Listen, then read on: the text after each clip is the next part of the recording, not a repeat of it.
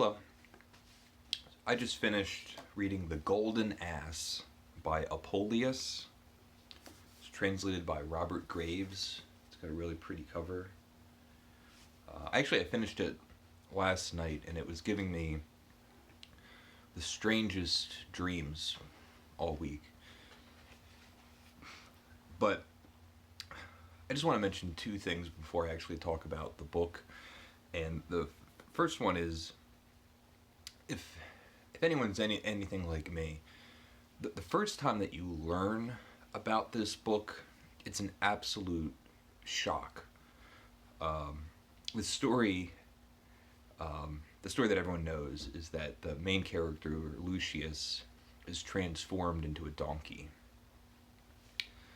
And if you start off reading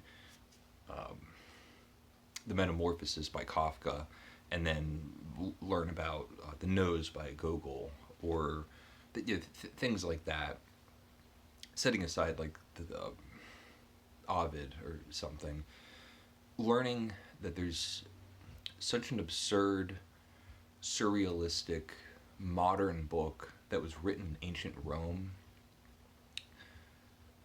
it blew my mind. And then reading it was just unbelievable that it exists.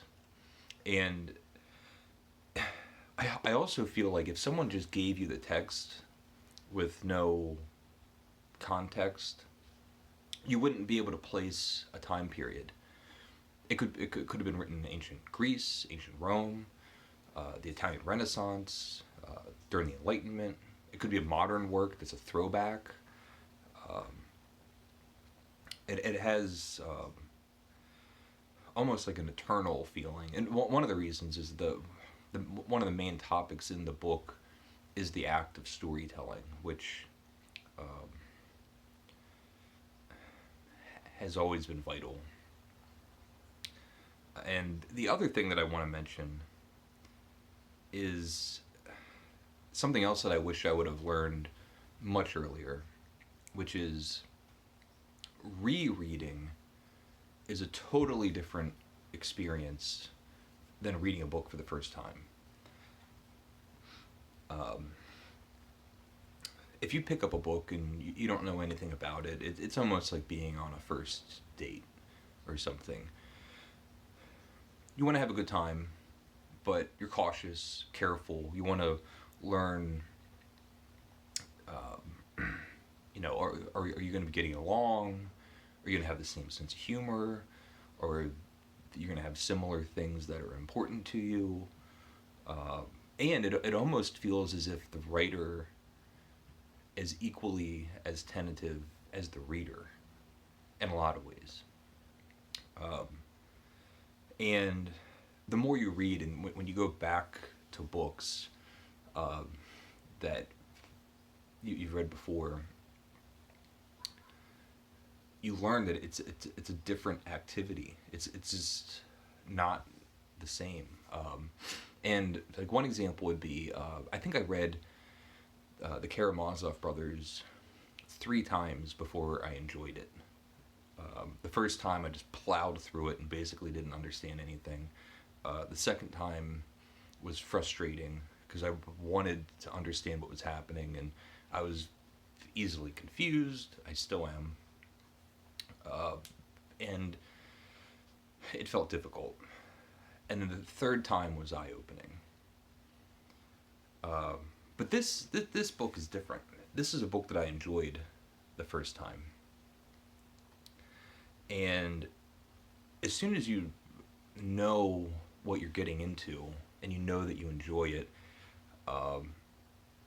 you're in a whole different ballgame as far as reading it. And so it's really hard to describe. I think anyone that reads and goes back to books that they've read before knows what I'm talking about. But I wish that experience was taught to me at a much earlier age, that rereading is just one of the joys in life. I mean, it's a better experience to me than reading a book for the first time. They're both great, but picking up a book that you love, reading it again. And this is a perfect example. The first time that I read this book, uh, like I said before, I was mesmerized by all of the what I thought were modern um, storytelling techniques and subject matter transformation, being turned into animals. Um, a lot of that I learned after the fact wasn't modern, but it added to my experience reading it the first time. And I was reading it for, you know, just waiting to see this guy get turned into a donkey. But then there's bandits and magic and murders and kidnappings and see both of them. Excitement and adventures and perils, and it's a fun romp to read.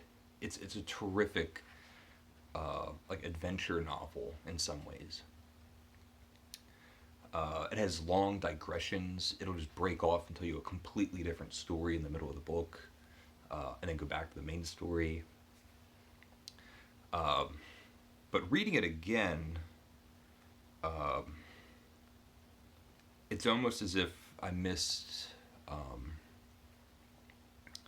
how beautiful it is. How some of that can go to the translator, but and not just how beautiful it is, but how it can be very serious. It tackles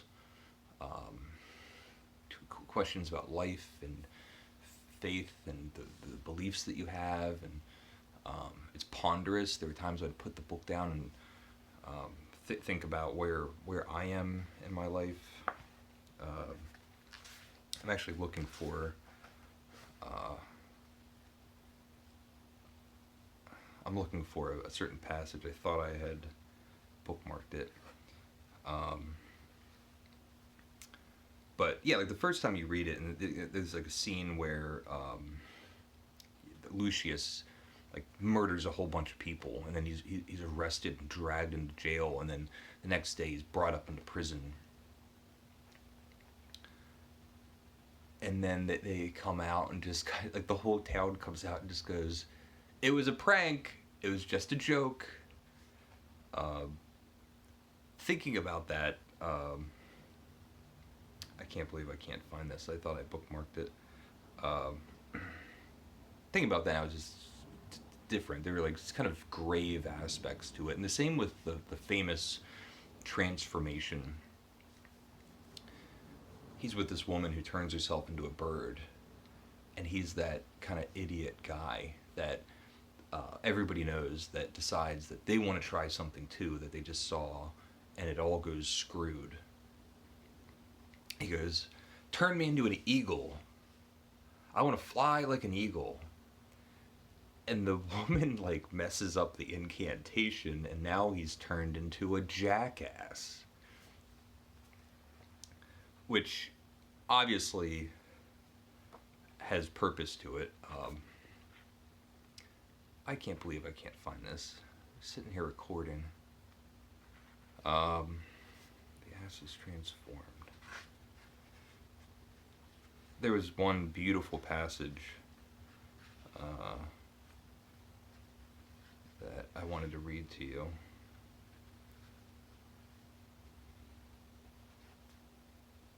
I know it's going to be here. I'm sorry for this. Well, so this is the transformation back, which is not a spoiler. This is the kind of book that, you know, he's turned into a jackass, and at the end of the book, he's going to be turned back. But he stood still and held out the rose garland to the level of my mouth. I trembled, and my heart pounded as I ate those roses with loving relish, and no sooner had I swallowed them than I found that the promise had been no deceit. My bestial features faded away, the rough hair fell from my body, my sagging paunch tightened, my hind hooves separated into feet and toes, my fore hooves now no longer served only for walking upon, but were restored as hands to my human uses. Then my neck shrank, my face and head rounded, my head hard, my great hard teeth shrank to their proper size, my long ears shortened, and my tail, which had been my worst shame, vanished altogether. Absolutely beautiful. Uh, and there's other passage. I wish when I had finished my prayer and poured out the full bitterness of my oppressed heart, I returned to my sandy hollow, where once more sleep overcame me. I had scarcely closed my eyes before the apparition of a woman began to rise from the middle of the sea, with so lovely a face that the gods themselves would have fallen down in adoration of it. First the head, then the whole shining body gradually emerged and stood before me, poised on the surface of the waves. Yes, I will try to describe this transcendent vision, for though human speech is poor and limited, the goddess herself will perhaps inspire me with poetic imagery sufficient to convey some slight inkling of what I saw. Ridiculous, like strange and beautiful and magical. The whole book is full of that wasn't even the passage I was looking for. Just flip to it. It's a great an ancient Roman novel, early novel. Like, give me a break. Loved it. I can't read it. I can't wait to read it again. Um, I don't even know what I got to in this video. So leave a comment if you like. If you'd like, let me know if you've read it. And thank you for watching.